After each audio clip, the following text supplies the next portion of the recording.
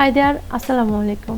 Welcome back to my channel. আজকের এপিসোডে আমি আপনাদের সাথে শেয়ার করব পাইনাপেল জুসের একটা রেসিপি। এটা খুবই সহজেই করা যায় আর খুবই অল্প উপকরণ লাগে।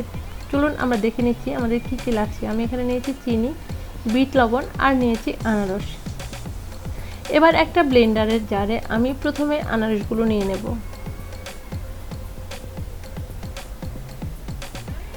এবার দিয়ে দিচ্ছি চিনি, দিচ্ছি বিট লবণ আর যে পরিমাণ আনারস নিয়েছি ঠিক তার 3 ভাগের 1 ভাগ পানি নিচ্ছি।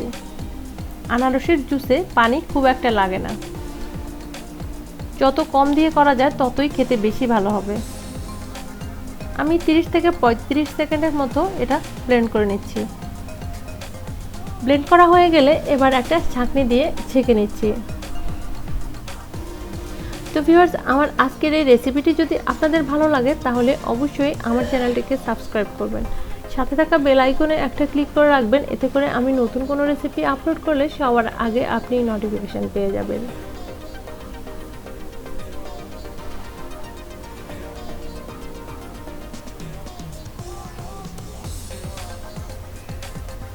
ছেঁকে নেওয়া হয়ে গেলে এবার আমি দিয়ে দিচ্ছি 2টা আইস কিউব আর 1 টুকরো আনারস কোনো মতে কেটে সাজিয়ে দিয়েছি।